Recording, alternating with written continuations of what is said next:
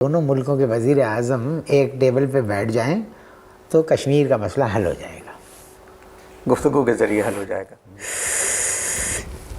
जब सिगरेट जला हुआ नहीं है तो उसको आप रख दें।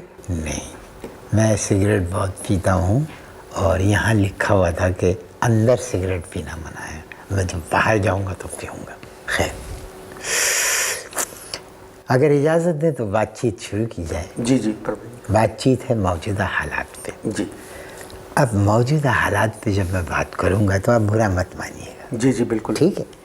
अब मौजूदा हालात पे मैं पहली बात जो अर्ज़ करना चाहता हूँ वो ये है कि हिंदुस्तान अपना धर्म छोड़ के हर धर्मी पे उतर आया है। अगर आपका कोई जानने वाला हिंदुस्तान में है तो उसे फ़ोन मिलाइए और कहिए कि हमारे पास भी है। क्या है?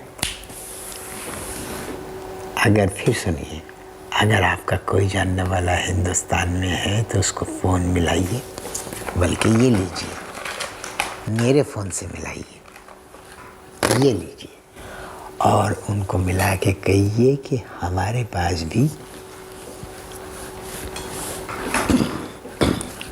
है। क्या है?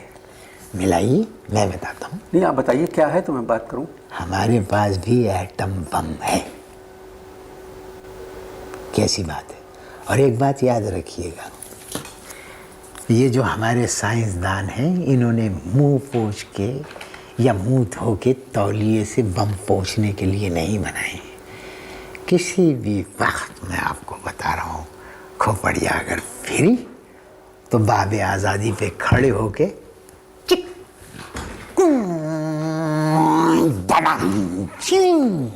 ये हो जाएगा, मार देंगे। बोल तो मैं भारत में किसी को जानता नहीं। ठीक। और मैं आपको एक बात बता दूं भाई, जी भाई। कि ये अच्छी बात नहीं है कि क्या? हमारे पास एटम बम है। और एटम बम इस तरह नहीं फेंका जाता जिस तरह आपने बताया है। इस तरह सिर्फ नारियल फेंका जा सकता है।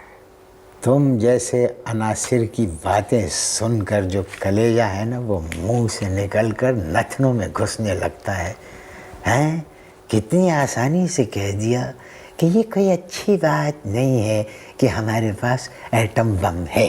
मैं सच्चा पाकिस्तानी हूँ जी, साफ बात कहता हूँ। तो मैं क्या झूठा पाकिस्तानी हूँ? मैं भी सच्चा पाकिस्तानी हूँ। सच्चाई मैं भी जानता हूँ। अभी 2 हिंदुस्तान के तैयारे जो हैं वो लाहौर की सरहद में, फ़ज़ाई सरहद के अंदर 4 किलोमीटर अंदर घुसे कि नहीं घुसे? जी, घुस गए। घुसने के बाद उन्हें अंदाज़ा हुआ कि ओ हो हे भगवान, ये तो इनके पास भी एटम बम है। उसने कहा रमेश यहाँ से मुड़ चलो, और जनाब चले गए। भाई साहब, अगर आप एटम बम का जिक्र ना करें तो बेहतर होगा। अरे आप बात कर रहे हैं, मैं तो आपको ये कह रहा हूँ कि अमेरिका जो है हमसे एटम बम मांग रहा है। किससे सुना आप? अब ये सब बेफर्की ना उड़ाओ, ये खुफिया बातें हैं, इनको खुफिया रहने दो। You are too little to know. ये बड़े पैमाने का काम है और अल्लाह का शुक्र है, मैं तो दाद देता हूँ अपने जिन्होंने बम बनाया डॉक्टर कदीर को कि इन्होंने बम कहीं पर छुपा दिया है, बम कहीं छुपा के रख दिया है, वरना अब तक हम दे चुके होते सनम। अपनी आप उम्र देखिए जी और अपनी गुफ्तगू देखिए। जी। आजकल बच्चे भी इस किस्म की गुफ्तगू नहीं कर सकते अच्छा, कि डॉक्टर कदीर ने बम छुपा दिया। मैं साबित कर सकता हूँ, मैं साबित कर सकता हूँ। क्या साबित कर सकते कि हैं? डॉक्टर कदीर ने बम छुपा आप क्या साबित कर सकते मैं हैं? साबित कर रहा हूँ। चीखिए मत, बात साबित कर रहा हूँ। अब आप मुझे बताइए कि यहाँ हसन स्क्वायर के ऊपर ये आइडिया 2000 कौन सा हुआ था? 2008। इसमें हथियारों की नुमाइश हुई थी या नहीं? जी हुई। मैं अभी आपका झूठ आपके मुँह से कहलवाता हूँ। हुई थी या नहीं हुई थी? जी। वहाँ पर गनें रखी हुई थी, वहाँ ग्रेनेड्स रखे हुए थे, वहाँ पर रिपीटर्स रखी हुई थी, बड़ी बड़ी बंदूकें रखी हुई थी, सब कुछ था। एटम बम नहीं था। इसका मतलब है कदीर भाई ने छुपा के कहीं रख दिया एटम बम को। आप नहीं समझ सकते। जहाँ तक بھارتی جہازوں کا داخل ہونا پاکستانی سرحد میں تھا وہ ایک ٹیکنیکل فالٹ تھی، جان بوجھ کے وہ لوگ نہیں آئے تھے، اچھا وہ ایک غلطی تھی جو ٹیکنیکل فالٹ جسے کہتے ہیں۔ اچھا، مشتبہ افراد کا اگر انڈیا پاکستان میں تبادلہ ہوگا تو سب سے پہلے تم پھنسو گے، تم پکڑے جاؤ گے۔ دیکھیے امریکہ جو کھیل کھیل رہا ہے کھیلنے دیں، وہ صرف پاکستان کو ڈرا رہا ہے، امریکہ کا نام تو لے۔ نہیں وہ پاکستان کو ڈرا رہا ہے کہ ہندوستانی فضائیہ پاکستان پہ اٹیک کر سکتی ہے، یہ صرف ڈرا رہا تھا، ایسا کچھ نہیں۔ میں نے تم سے کہا ہے نا کہ میرے سامنے امریکہ کا نام مت لو۔ دنیا کی سب سے بڑی طاقت ہے اس وقت۔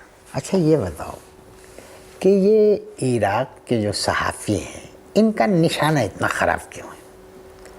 یعنی 2 مارے کھینچ کے ایک بھی نہیں لگا، اور اب میں تم سے دعوے سے کہتا ہوں کہ یہ الزام بھی اب پاکستان پہ لگنے والا ہے، وہ نہیں ہے کنڈلیسا رائس، وہ لگائے گی کہ اس جوتا مارنے میں، یہ جو جوتا مارنے کا واقعہ ہوا ہے اس میں پاکستان کا پیر ہے۔ سمجھ میں آئی بات؟ پیر ہے؟ ہاں، جوتا چلا نا، ہاتھ سے مارتے تو کہتے ہاتھ ہے، اب جوتا چلا تو کہتے پیر ہے۔ ارے بھیا یہ اٹھائی وہ ہے دہشت گردی۔ یہ اٹھائی دہشت گردی کیا؟ کیونکہ صدر بش کو جوتا اٹھا کے مارا تھا صحافی نے۔ اچھا ابھی میں پڑھ رہا تھا اخبار میں کہ آئندہ سے صدر بش کی کانفرنس میں صحافیوں کے لیے جوتے پہن کر جانا منع ہو گیا ہے۔ اس سے اگلی کانفرنس میں صحافیوں کو کپڑے پہننے پہ بھی پابندی عائد ہو جائے گی، اور ایسی پریس کانفرنس میں سب سے پہلے جانے والے تم ہو گے۔ آپ میری بات مت کریں۔ میں آپ ہی کی بات کروں گا۔ کیوں آپ اس میرے میں- سامنے میں کیوں آپ جاؤں گا؟ بیٹھے، میں آپ ہی کی بات، میں کیوں جاؤں گا؟ میں آپ کے بیک گراؤنڈ کو جانتا ہوں اس لیے میں کہہ رہا ہوں۔ آپ اپنی بات کریں۔ ہاں میں اپنی بات کر رہا ہوں۔ اور دیکھو یہ جو اوباما ہے نا، اوباما کا بھی جوتے کا نمبر ہے 10، مجھے نہیں معلوم۔ اور برطانیہ کے جو وزیر اعظم ہیں وہ جس گھر میں رہتے اس گھر کا نمبر بھی ہے 10، جس کو 10 ڈاؤننگ اسٹریٹ کہتے ہیں۔ سمجھ میں آئی بات؟ تو اس کا مطلب یہ ہے کہ جارج بش صاحب کو چاہیے کہ اس کی بھی تفتیش کریں، برطانیہ کے وزیر اعظم کی جس کا نمبر 10 ہے، کیونکہ بش نے کہا تھا the shoes is of 10 number۔ میں پھر کہہ رہا ہوں آپ دوسروں کی باتیں کیوں کر رہے ہیں؟ بھارت کی بات کیوں کر رہے ہیں آپ؟ کیوں نہ کریں؟ بھارت ہماری باتیں کیا جا رہا ہے اور ہم بھارت کی بات نہ کریں۔ ابھی تو وہاں کے وزیر اعظم منموہن سنگھ نے سنا ہے، یہ کلیئر کٹ کہہ دیا ہے کہ دونوں ملکوں کے وزیر اعظم ایک ٹیبل پہ بیٹھ جائیں تو کشمیر کا مسئلہ حل ہو جائے گا، گفتگو کے ذریعے حل ہو جائے گا۔ جی۔ یہ بہت اچھی بات کی انہوں نے، کیا ہے؟ پڑھے لکھے اس طرح کی بہت اچھی بات کی۔ اچھا اس کا مطلب یہ ہے، آپ یہ سمجھ رہے ہیں، اور آپ کا نقطہ نظر یہ ہے کہ یہ دونوں وزیر اعظم جب بیٹھیں گے تو بات چیت کے ذریعے کشمیر کا مسئلہ حل ہو جائے گا۔ اب منحصر ہے کیا بات کیا کرتے ہیں۔ میں آپ کو بتاتا ہوں کہ دونوں وزیر اعظم کیا بات کریں گے۔ تو آپ کو کیا پتا کیا گفتگو ہوگی؟ میں آپ کو بتاتا ہوں، دیکھیں اب پنڈال لگے ہوئے ہیں، کرسیاں لگی ہوئی ہیں، اسٹیج لگا ہوا ہے، بات چیت کے سب معاملات تیار ہیں۔ اب ادھر سے جو ہے وزیر اعظم ہندوستان کی آمد کے لیے بگل بجاؤ ہیں،